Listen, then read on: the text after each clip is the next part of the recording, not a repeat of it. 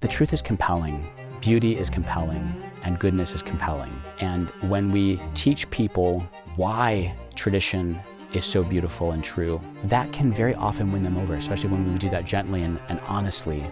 There's a reason why we have sung Gregorian chant in our church for the last 1,500 years. There's a reason for that, and there's a reason why the church has actually asked us to do that. That comes from the Second Vatican Council. So the church herself is guiding us in this.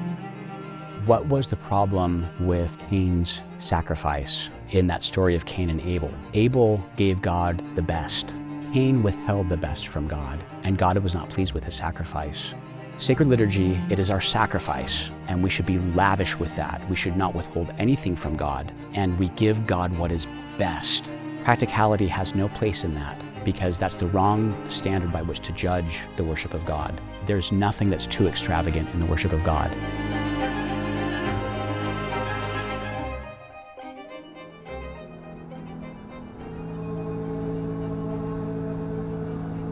I recently had the privilege of visiting the Norbertines of St. Michael's Abbey. They're a beautiful monastery run by some incredible priests who have a deep appreciation and focus on the Mass and the Liturgy of the Hours. I sat down with Father Ambrose and Father Edmund to talk about the Mass, church architecture, and sacred music. Enjoy our conversation. Why is beauty so important for this day and age? There's so much ugliness around us in life, that goes all the way back to the fall. Sin is ugly, and the world is confusing, and we're surrounded by now a post-Christian world that doesn't necessarily elevate the transcendentals like truth and goodness and beauty, which is what you asked about. So the church, in her evangelical zeal, can show back to the fallen world the face of God by showing the beauty of the sacred liturgy in every aspect of it, for the purpose of this conversation, in music, but also investments in church construction. There are great stories about whether or not in times of persecution the church should sell off the church plate and the gold and the silver and some people through history have complained, well, the church is so rich in her, right. She has too much beauty, too many valuable and beautiful things. And the answer to that has always been that belongs not just to the church, that is to the priests or to the bishops, but that belongs to the poor. A poor person can walk into a Catholic church and find the most beautiful things, and they belong to him or her too. That chalice and that beautiful stained glass window and that beautiful chasuble and that amazing organ and the rich singing of the sacred liturgy, the Gregorian chant, it belongs to everybody, including the poor. So beauty in sacred liturgy is the great equalizer. Everybody can enjoy it and participate in it, and everybody can find a path to God through it. So we're in the process of constructing a neo-Gothic church following the models of the first churches in Korea. What we're trying to do right now is pretty bold, but it's very challenging. People say that we don't need to build this traditional church structure because of the cost. And an organ is nice if it's affordable. And so there's always this leaning back to what's practical. What do you think we can say to them in terms of doing something bigger for God? First of all, congratulations on being able to construct a new church for your community. That's such a great gift. A gift not only for your community, but also for the whole church. That's a new church is a beautiful thing. So, and the fact that it's a neo-Gothic church, that already says that you know what you're doing. So, that's great that you have a plan in mind, a design in mind, kind of the ethos that you're hoping to construct around in mind. That's wonderful. What was the problem with Cain's sacrifice in that story of Cain and Abel? Abel gave to God what was best, what was most precious, what was an extravagance. Cain withheld the best from God, and God was not pleased with his sacrifice. Sacred liturgy is the right worship of God. It is the sacrifice of praise. It's the sacrifice of Calvary. It is our sacrifice, and we give God what is best. It's our sacrifice to God in this perfect praise and perfect prayer, which is the sacred liturgy, in a church with the music, with the organ, with the precious vessels and the beautiful vestments. This is our best, and we should be lavish with that. We should not withhold anything from God. Practicality has no place in that, because that's the wrong standard by which to judge the worship of God. So classically, in the sacred liturgy, we burn candles made with beeswax. That's a very precious thing. And we watch them be consumed as they melt. We burn that candle up in praise of God. We cut flowers. We don't have living plants in a church. We cut the flowers and we give them to God and we watch them die. They're taken up in that sacrifice. We take incense and we burn it and it's gone. What we give to God is burned up like a holocaust of praise for him. And it's what's most precious and best. There's nothing that's too extravagant in the worship of God. In our program for designing a new church, when we are trying to put attention on sacred music, what will you say in terms of putting that emphasis on good sacred music? Well, tradition is the democracy that includes the dead. If we think too much about the present moment and the fads of the present moment, we are neglecting those who have gone before us. I don't know a lot about Asian culture, but the little bit I do know tells me that ancestors are important. The generations who come before us are very, very important. In Catholic life, and especially in Catholic liturgical life, the way that we most honor our ancestors is in preserving the traditions that they hand down to us. And if we're overly focused on the fads of today, either in the way we build a church or the way we sing songs or the way that we just even think about Catholic life, we are neglecting all of those centuries of the Christians who have handed down the faith to us. And so the church has been very, very clear in all of her documents about sacred music that there is one kind of music that is to be preferred over all others, and that's Gregorian chant. Why does the church hold Gregorian chant as the primacy of sacred music? Well, primarily because it's the most ancient form of sacred music. So it takes its origins perhaps even from some of the Jewish chants. They're called Gregorian chants because Pope St. Gregory the Great, he was the one, it's believed, who either composed many of the chants himself. There are some very beautiful icons of Gregory sitting there writing out the chant, and the Holy Spirit is whispering into his ear. So there's this kind of sense of that the chant is sacred because it's maybe inspired directly by the Holy Spirit. Gregory at least was a redactor and codifier of the liturgical year. So he was taking all these different chants and sort of saying this one should be used for Advent, this one should be used for this, et cetera, et cetera. So the fact that it goes all the way back to Pope St. Gregory the Great, the Pope of the early church, that's, I'd say, the main reason why it's sort of the original sacred music. But then you could also talk about the aesthetic quality. People just instinctively, even if they hear it, in a video game or a movie or something, they kind of know that this is unlike any other kind of music. And therefore it allows us to enter more deeply into God because it takes us out of this world. It also has the amazing ability to evoke very strong emotions without the kind of visceral, sentimental experience which you might get from modern pop music. So there's a lot of really beautiful, in fact, I was just at a concert, a Christian concert, very beautiful artist. She wrote some very beautiful reflections on the resurrection, and it moved me. But it moved me immediately on a sort of emotional level. Chant has the ability to kind of move you somewhat on an emotional level, but mostly on an intellectual and a spiritual level. So it doesn't rile you up necessarily or get you all worked up and just focus then on the emotions. It starts with that, but it very quickly brings you to a higher place. And that's what prayer really is about, bringing us into God. That's very intriguing because when people talk about beauty and how beauty lifts us up, there's many times beauty having to awaken our emotions. What would you say sacred music should be doing in terms of, as you just shared, moving our soul into that deeper prayer, lifting it up versus the emotions. Because today, when we talk about active participation, it seems like it needs to awaken our emotions. Right. That's a very good question. And I think it's important to remember that all of the liturgy and the aspects of it, the vestments, the art, the music, these things are handmaids to the liturgy itself, to the text, to the actual sacrament that's occurring. So it's possible to go to extremes.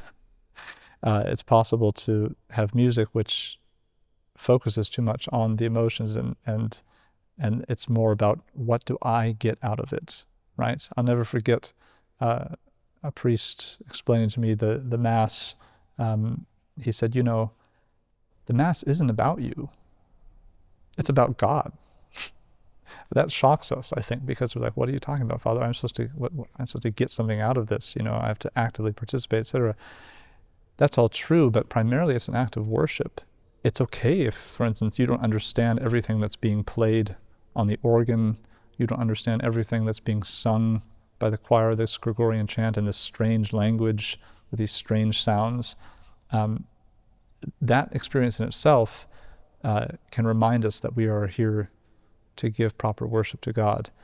Now, having said that, active participation, the Second Vatican Council does call for active participation, and it is important that our faithful be able, certainly, to understand the readings and to respond when it is their time. But that doesn't mean that everyone has an active role on the altar, for instance. If you think about it, that would be absurd. So it can't mean that kind of doing something physically. That can't be what active participation actually means. Full and active participation, participatio actuosa is what it says in Latin in the conciliar document about this, is first and foremost a unity of our heart and mind with the action of the liturgy. We are prayerfully uniting ourselves with what is happening liturgically. That is, we are praying the sacred liturgy. That's what it means to participate fully. And I think when people finally can understand that, then the externals about, let's say, praise and worship style music from 50 years ago doesn't necessarily follow, that we don't have to have that kind of music necessarily to understand that we are participating fully. So traditional worship tends to be more quiet and contemplative. Gregorian chant is not raucous. It takes a certain serenity and interior peace and prayer. It's a vehicle for that internal participation with the sacred liturgy. And helping people to understand what it means to participate can show someone that they can be a very charismatic participant in the sacred liturgy without saying anything at all, or singing anything at all even. Not that saying anything or singing anything is bad, not at all. But charismatic participation can also be something quiet and contemplative and interior, and the Church has always taught that. In the context of the sacred liturgy, we are not in this world. The liturgy is our opportunity to go through the veil and to participate in something that is eternal, the heavenly liturgy, which is what the sacred liturgy and the traditions that bring it to us show us and teach us. It's not this world. We're plugging into another world. And it's really important, not only for young people, but for old people too, when they walk into a church and participate in the sacred liturgy, they are experiencing an identity which is not an identity that's given to them by this world. Classically, in a Catholic church, the windows are either opaque or stained glass so that we can't even see the world outside. It is a different world. The priest dresses differently than when he's outside of the church.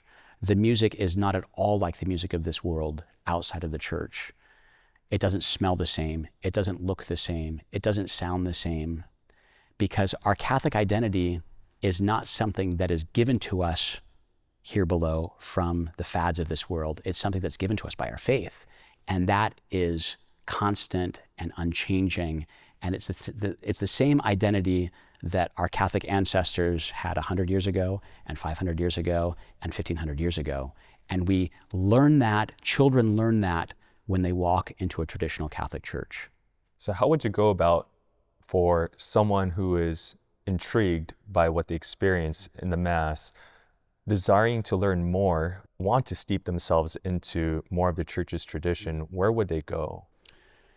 A good Google search will get people pretty far right now. I mean, the internet is, the whole world is at our fingertips, right? So if they're interested in Gregorian chant, for example, like traditional music in church, which is the Gregorian chant tradition of our church, they can find everything they want to know about that.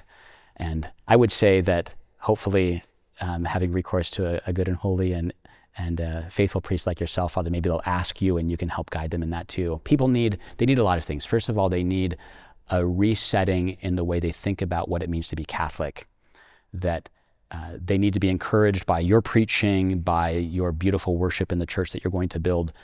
They need to be instructed that our Catholic identity is not at all like the identity that we live as citizens of this world. That's a first kind of sea change that people have to make. And then I think people need to be guided into into a serious catechesis that we have not passed on for about 2 generations now. What are the basic tenets of our faith? What does it mean to be Catholic? And what is a full Catholic identity? What does that look like? What does it mean? So they need that.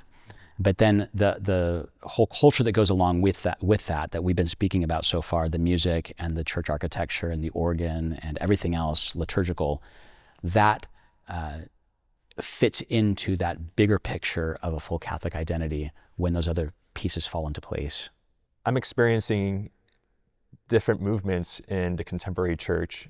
I think there are some who are more of the charismatic movement and are drawn to how the Holy Spirit speaks in that sense. And then there are others that are drawn more to the sacred tradition. And I would say there are a lot of young, newly ordained priests who are continuing to move in this direction. What would you say to those priests and how they may want to move forward? The generation gap is real. It's a good question, Father. And there's always been a generation gap. So you might imagine 60 years ago, the generation gap looked like some very, what we might call rigid, old-fashioned priests who were governing and guiding the church. And the young priests and the young people in the church were part of the Cultural Revolution and wanting something much more, you said charismatic, but something much more outside the box and kind of innovative and with the times and with the spirit of the world blowing in, along with the hippies and everybody else and the bell bottoms and everything else. So, and that was a real generation gap. We see exactly the opposite now. That crowd has grown up. They are running the church now and often running parishes and financially supporting parishes, and they still think like the Cultural Revolution of the 60s, while the young people are looking for something more institutionally stable, something more traditional, something that reaches back into the roots of our faith more deeply. So it's the same generation gap, but just inversed, upside down. So I think that a priest who's trying to guide his parish in these conversations might, first of all, remind that older generation, well, you were a young person once too. You remember what it felt like to feel like the people on top and in charge weren't listening to you? Maybe it would be a good opportunity for you to give some open ears to the young people and the young priests who are now in your shoes from 60 years ago. That would be one way. But then also, more importantly, the truth is compelling. Beauty is compelling, and goodness is compelling. And when we teach people why tradition is so beautiful and true, that can very often win them over, especially when we do that gently and honestly. That when we show people, there's a reason why we have sung Gregorian chant in our church for the last 1,500 years. There's a reason for that. And there's a reason why the church has actually asked us to do that. And I think also when we show people where the church teaches what she teaches clearly, and the documents of the Second Vatican Council could be a good place to start with that older generation, because those documents on the liturgy tell us that we should be using Latin and Greek, that the people in the parish should be able to sing the responses in Gregorian chant in Latin and in Greek. And that comes from the Second Vatican Council. So the church herself is guiding us in this, and we can help that older generation to see that, rather than just to, I'll try to say this gently, but let them have their way without any good reason. Mm-hmm. The good reason is the truth and the beauty that will compel them because they've compelled us, right? When trying to revive tradition in the sacred liturgy, there are many different facets to the liturgy that we can give our first attention. And so in the hierarchy of things, we're dealing with sacred music, sacred vestments, sacred vessels, the ritual itself, the language. How would you go about prioritizing sacred music in the scheme of things? Great. I think the fact that you have the opportunity to build a new church is a great thing. And because the church building itself is probably the first impression that people have when they walk into the church before the liturgy even begins. So the traditional construction of a traditionally ordered church would be the first place to begin. And you have that opportunity in your parish. Thanks be to God, in your community. Music is a little bit like that. It's the atmospheric impression of the sacred liturgy that someone will experience without even realizing they're experiencing it. So I think music would be shortly behind the architectural environment. The musical environment is a close second to that, probably, if not just in tandem with that.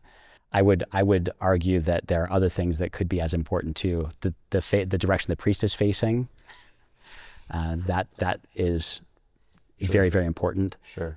Language is important insofar as we need to understand ourselves to be Latin Rite Catholics, and that whether I go to Mass in Spanish or in Korean or Polish or Italian or French, that I still need to understand myself to be a Latin Rite Catholic. So the Latin language interlaced, if not used wholesale in the liturgy, is really, really important. What is your hope for the future of the church when it comes to these movements that are surfacing and the universal church? Yes.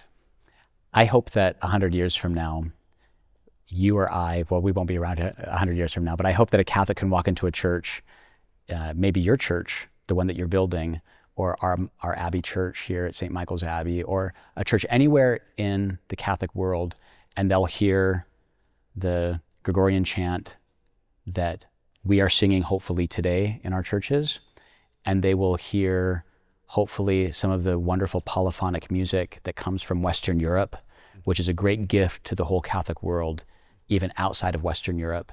The real monuments, musical monuments of our Holy Catholic faith that came with the way that our faith grew out of Europe and into the whole world. That's not an accident. Christ became incarnate in a particular place amongst a particular race of people at a particular moment in time. That is in Bethlehem, in Judea, when that happened. And that's part of God's wisdom. And then that spread through Greece and Western Europe and the Near East and Northern Africa.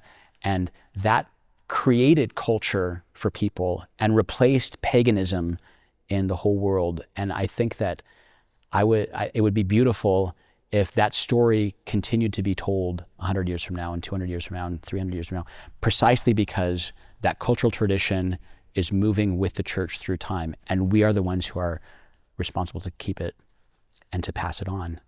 That's our job, Father, and it's the job of the faithful in your community as well. It's not about us. It's about this legacy and heritage, and it's about our holy faith that we have to pass along to the future unadulterated, and that includes the cultural monuments like music.